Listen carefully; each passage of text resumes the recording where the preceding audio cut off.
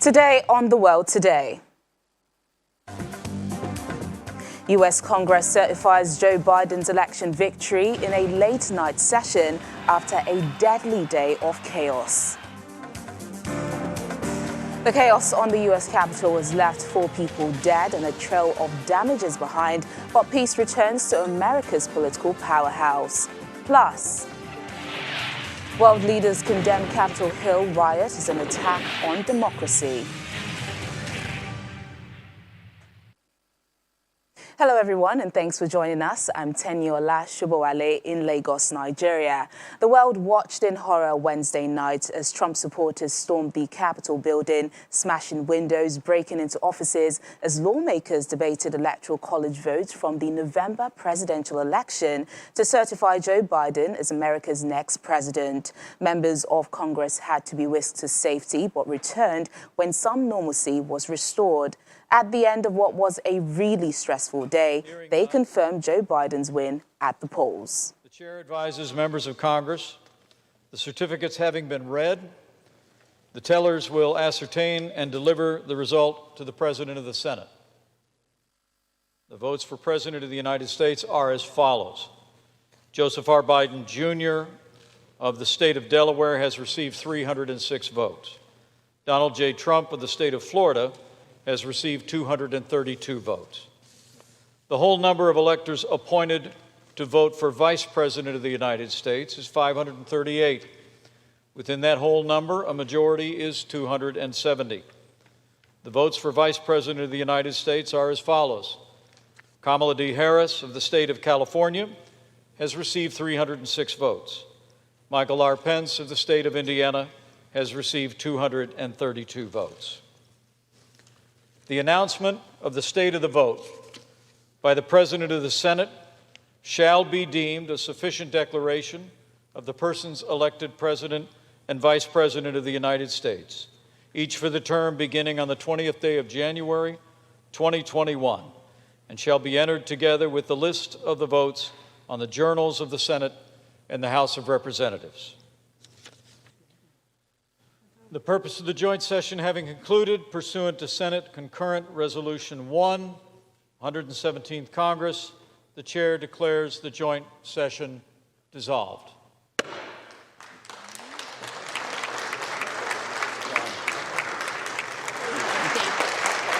He has a statement.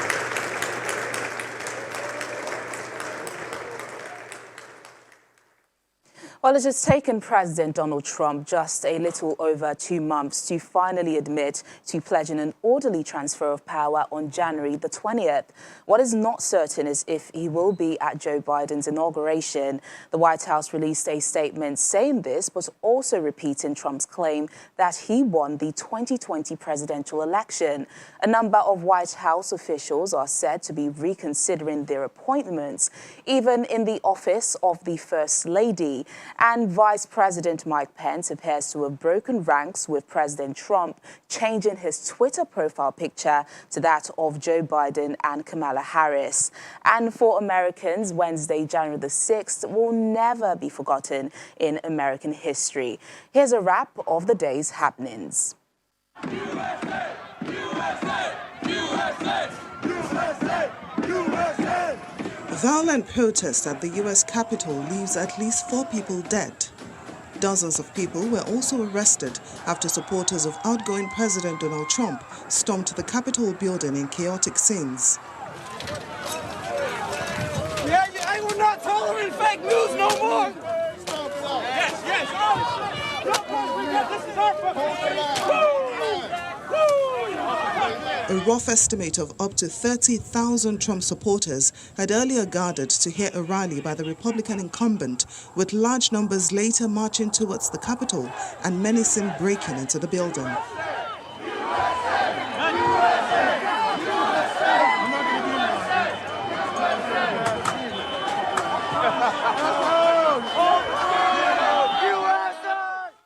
All of us here today do not want to see our election victory stolen by emboldened radical left Democrats, which is what they're doing, and stolen by the fake news media. That's what they've done and what they're doing. We will never give up. We will never concede. The violent intrusion forced electoral vote counting to certify President-elect Joe Biden's victory in the 2020 election to be halted and led to members of Congress being taken to a secure location. While reacting to the violence, Mr. Biden says the activity of the protesters borders on sedition. To storm the Capitol, to smash windows, to occupy offices, the floor of the United States Senate, rummaging through desks, on the Capitol, on the House of Representatives, threatening the safety of duly elected officials. It's not protest, it's insurrection. Hours later, in a video posted on Twitter, President Trump repeated an unsupported claim that the election was stolen, even as he urged his supporters to go home. I know your pain. I know you're hurt. We had an election that was stolen from us. It was a landslide election, and everyone knows it, especially the other side. But you have to go home now. We have to have peace. We have to have law and order. We have to respect our great people in law and order. Meanwhile, reactions trailed the violence both home and abroad. Today was a dark day in the history of the United States Capitol. But thanks to the swift efforts of U.S. Capitol Police, federal, state, and local law enforcement, the violence was quelled, the Capitol is secured, and the people's work continues. We condemn the violence that took place here in the strongest possible terms. We grieve the loss of life in these hallowed halls, as well as the injuries suffered by those who defended our Capitol today. President Trump has continually refused to acknowledge defeat in the 2020 presidential race and is still pushing claims of a fraudulent election, which has been dismissed by U.S. courts at different levels due to a profound lack of evidence.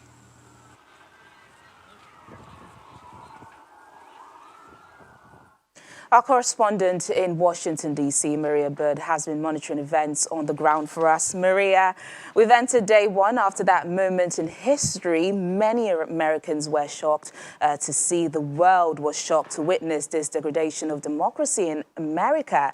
How is the U.S. Capitol, D.C., and the Capitol today? Well, Daniela, thank you for having me. Today is a day of very eerie feeling in the nation's capital. I think many people cannot believe what has happened. As you've heard congressional members say, we have not seen this type of takeover and insurrection since 1812. I mean, this is taking us all the way back in history. And so this is a day that Americans are questioning what really occurred and where the hearts of Americans stand as it relates to unity for the country and as it relates to democracy. And so today is really going to be a day of moment. I know people are reflecting. People are trying to figure out, how do we mend back the pieces to this nation that has stood for democracy since its inception. And so this is really about, I think, realization of where we are and where many Americans are in pain and are suffering. And as you can see, that this was nothing, I think, less than a true almost takeover in an attempt to break down the democracy. Maria, it's interesting the White House released a statement in which the president has pledged to an orderly transfer of power while insisting he won the election. This tears into the fabric of the country's democracy it has fought so hard to preserve. What kind of conversation is going on in the White House concerning how the president will be preparing for January the 20th? Well, those who are close confidants of the president are probably obviously supporting him, but you have those in his cabinet. You clearly see that Vice President Pence is taking a very different stand.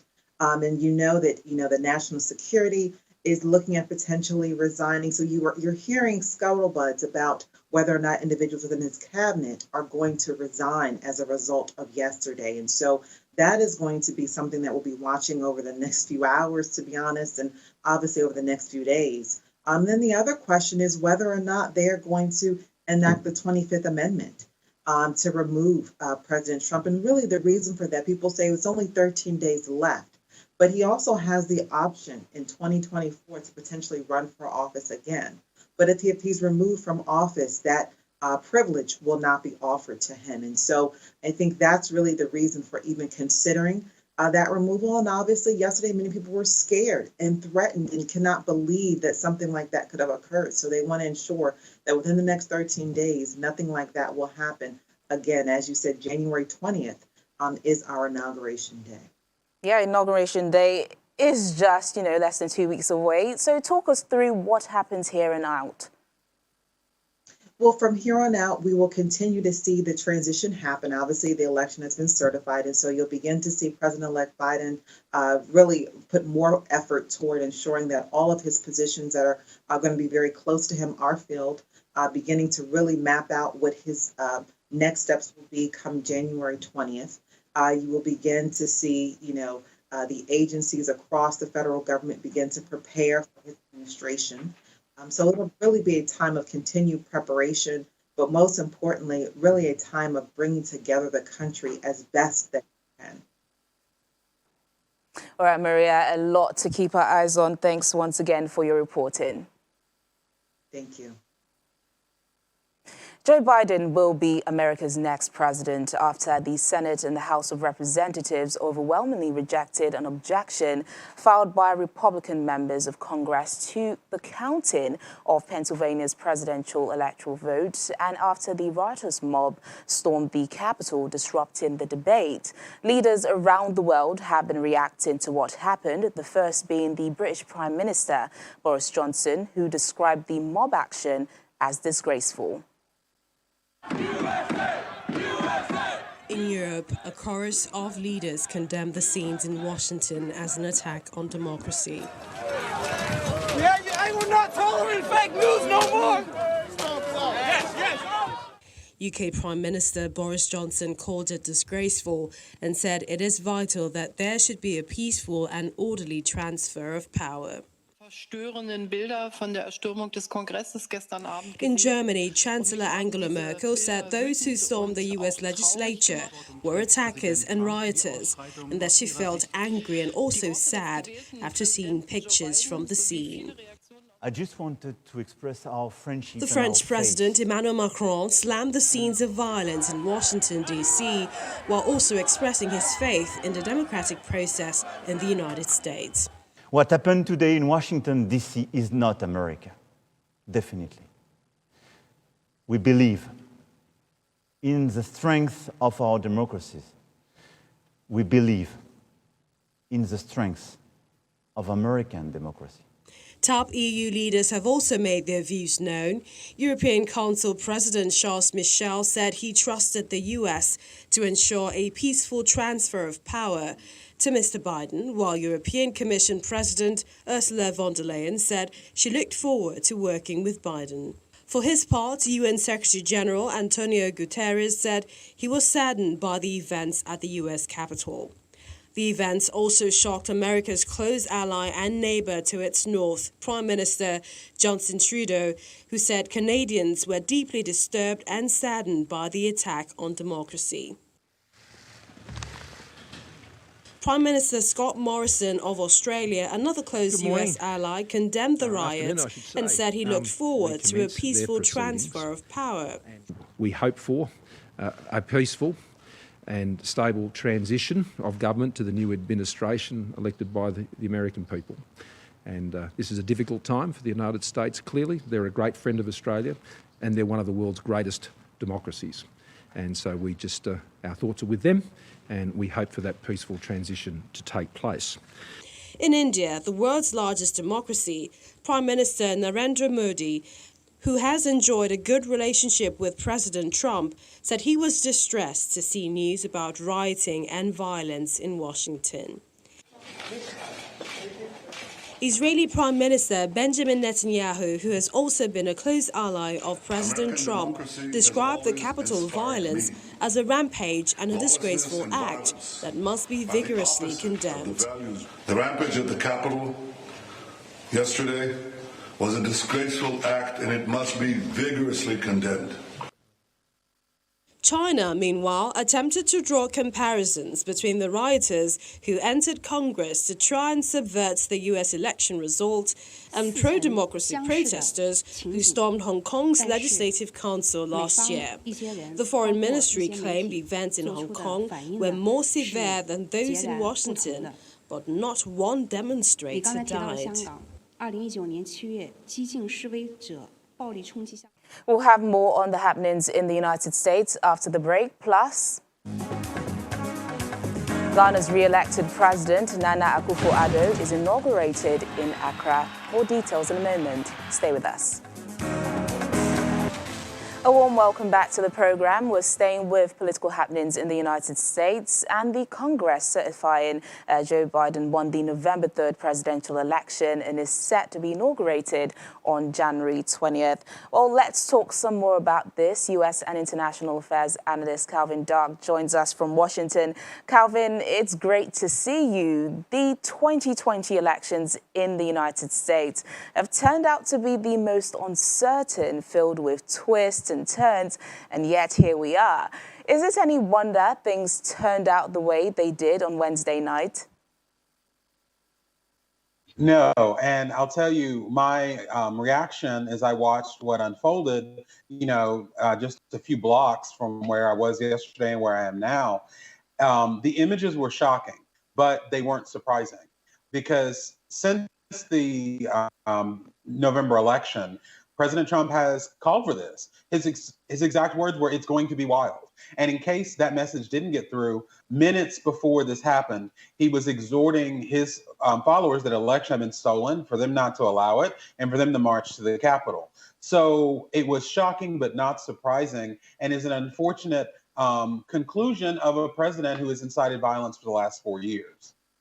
Yeah, Calvin, I suppose this is the end of the road for any other controversies surrounding the November elections, as it is certain Joe Biden will be sworn in on January the 20th. But let's talk about the legacy President Trump leaves behind and the court-like following that could continue to exist in the United States for a long time, and how that impacts on democracy in the United States going forward. Well, as far as Donald Trump's legacy, it's trash. And I don't say that lightly, because he had an opportunity to, he couldn't have undone some of the things that he did over the last 4 years. But, they always say, people remember when you leave on a high note. His efforts, his administration's efforts with the vaccine were probably the most important thing he did during his presidency. And if he had accepted the election results and focused on leading that effort, that would have at least ended in the most positive way possible for him. Instead, everybody's going to remember what happened yesterday. But when it comes to our democracy, let me tell you one thing that really, really helped me yesterday. As distressing as those scenes were, it made me proud when Congress went back in to finish the job. And it made me proud to know that despite all the craziness yesterday, nothing was going to change that on January 20th, we have a change of president to President-elect Biden. So for American democracy, we're good, but this has shown where there are definite weaknesses that we need to fix going forward. And Calvin, just on a final note before I let you go, do you expect to see Donald Trump at Biden's inauguration come January the 20th? For our democracy and country's sake, he should be there. If Hillary Clinton can sit behind him after the last election, and she wasn't even a president, a senator, secretary of state, and first lady, if she could do it, of course he can. But at the same time, his presence is divisive and violent. So I really am indifferent about it now. I'm just counting down the days till his term ends. All right, Calvin, we'll have to wait and see. Thank you so much for joining us on The World Today. Thank you. Well, here in West Africa, Nana Akufo-Addo has been sworn in for a second term. The ceremony took place in Parliament today, hours after scuffles between MPs from the NDC and Mr. Akufo-Addo's New Patriotic Party were eventually broken up by soldiers who briefly intervened. Things came to a head while MPs were voting on a new speaker. The situation escalated after one MP snatched a ballot paper and tried to run out of the building with it.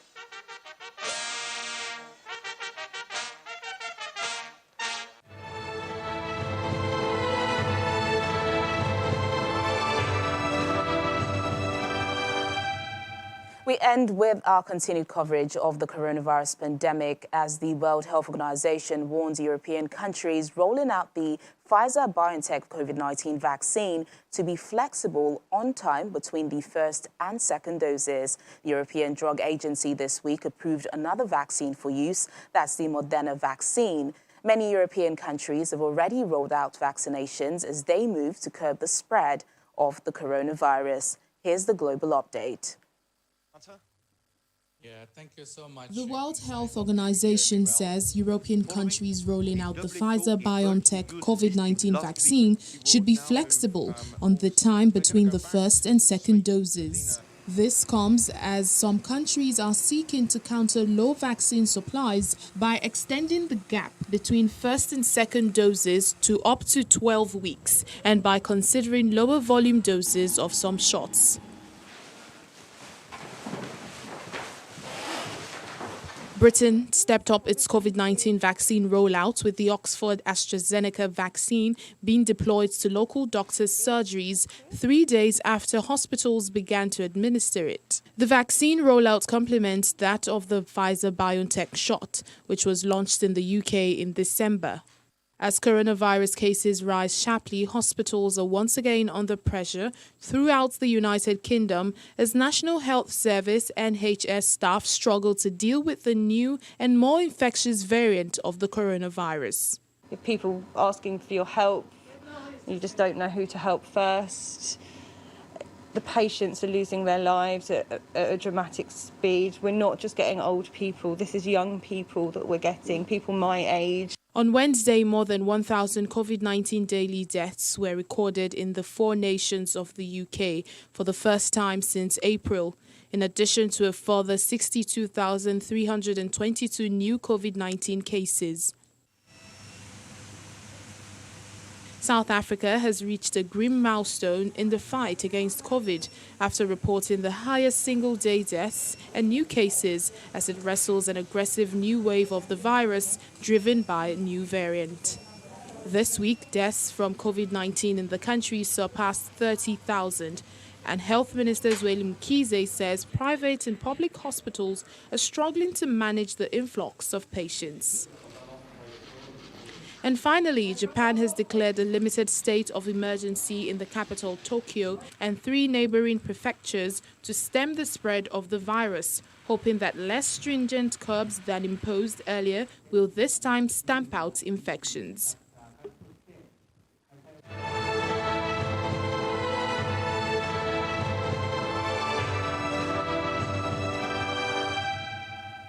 And that's the program today. Thank you so much for watching. I'm Tenyola Shibowale. Stay safe.